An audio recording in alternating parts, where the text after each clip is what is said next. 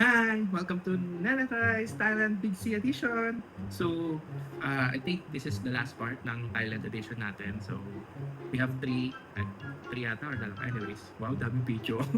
So, okay, simulan natin. So, first is bukas na ha, the green nut.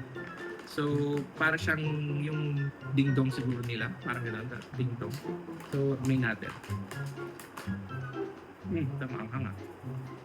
Sobrang ahang ba to? Natikman na daw nila eh. Tikman natin. So, sa itsura, yes, peas nga siya. Green peas na parang coated.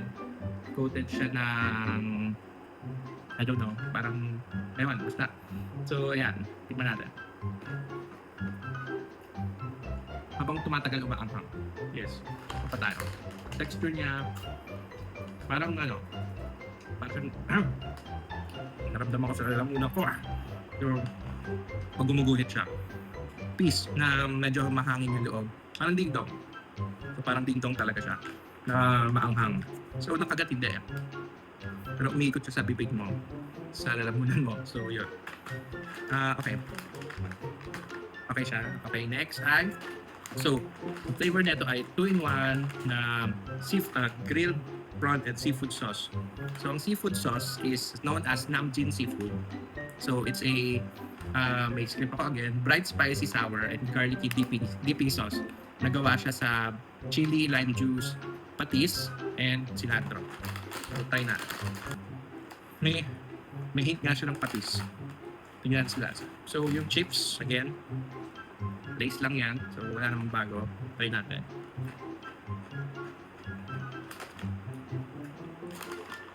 Ano siya?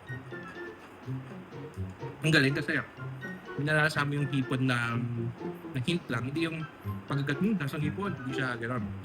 May hint lang. Nangingibabaw yung lasa ng seafood sauce. Which is, hindi siya yung parang basin na matapang eh. Mild lang yung flavor niya. Hindi siya overpowering. Okay ma'am. Pwede na. Okay ma'am. Nice. Next natin ay seafood bento. So, Spider-Man. So, ayan. Try natin. Instructions sa pagkain daw neto ay, well, particularly this one, ito, nandito siya. I don't know if you can see. Sinasaw-saw siya sa malamig na beverage. So, try natin. So, okay. Ay! Mahirap buksan. Magtakit ng ngipin. Okay. Try natin. So, malagkit siya. May pusit na. Pusit na medyo malansa. So, ito yung texture niya. So, titiyan niya parang crispy, diba? So, try muna natin ang hindi sinasaw-saw. Ito siya maanghang. Maanghang siya. Hindi ko in-expect yun. Bakit kasi walang spicy nakalagay? Yun pala. May tamis siya. Right lang May tamis siya. And sweet and spicy. So, sausaw natin sa malamig na beverage. Hindi po ito kape Tubig lang ito. So, pinagbago. Ikaw pa din. Ba't gano'n? So, feeling ko, kung itatry nyo to, try nyo sa mas malamig pa siguro. Like soft drinks, tas may yelo, gano'n. Pero, hanggang siya, wait na, inom lang ako Hindi ko in-expect, be. Hindi mo ako winarningan. Nasa hipon. So, tabi natin. So, wait lang Nagulat ako doon. So, yeah. Next na tayo. So, next ay squid chips. So, again, paano nyo babasahin yan? Kaya squid chips ang tawag ko. So, try natin. Butchat, naiiwan yung lasa ng anghang. Nasa hipon.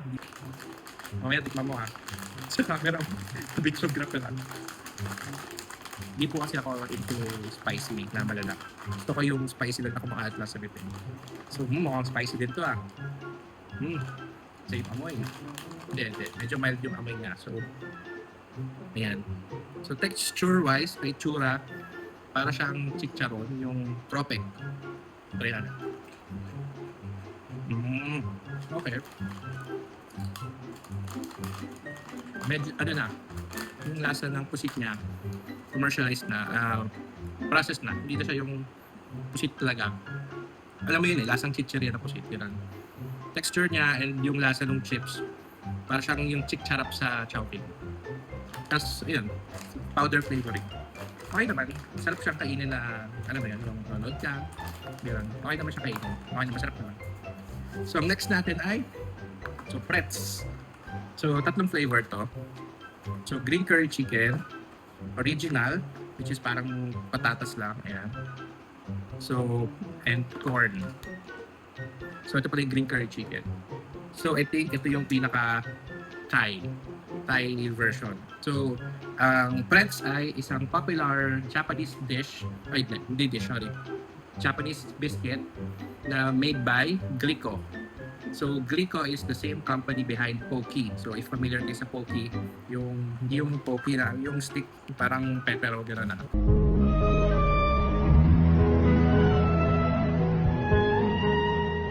So, same company.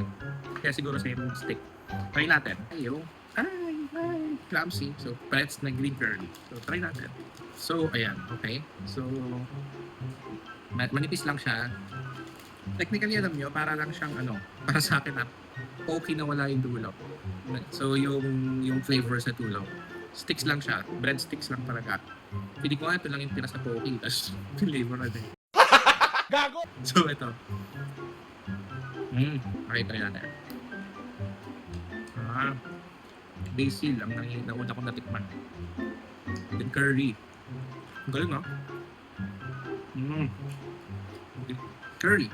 Yun talaga. Yung chicken hindi ko malasahan, pero curry yung lasa talaga. This is Stephen Curry, Curry na chicken curry, So next ay may ano dito, corn. Ulat kayo.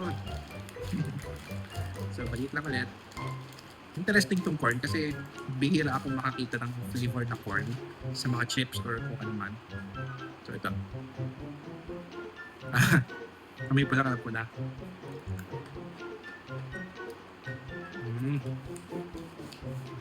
Buttered corn.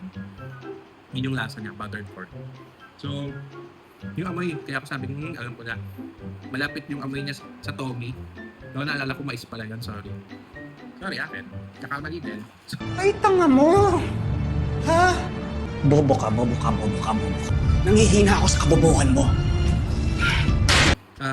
Pero yung lasa buttered corn. Pero masarap Fairness Ito original. Dito ako na-curious kasi di pa ako nakatry ng Pretz before. Pretzel, oo. Ito siguro yung tamad na pretzel kasi pretzel di ba may gano'n. So ito, straight na lang, Pretz na, gano'n. Joke lang. So, wala. May kamoy ito. If familiar kayo sa potato bread from Ireland. Wow naman! Wow! Wow! Ireland, no? So, if familiar kayo sa potato bread, yun yung amoy. Hindi yun naging kasarap yung potato bread, kaya mag-alala. Kalasa din. Maalat lang to. Para lang, no? Kalasa din ng potato bread sa Ireland. Kasi diba Ireland is popular from potatoes. So, maalat lang siya na patatas. So, dating interesting. Nagustuhan ko. Ito. I did. Siyempre, sobrang kakaiba. Anyways, napaisip kasi ako sa dalawa. Pero ito ka. Anyways,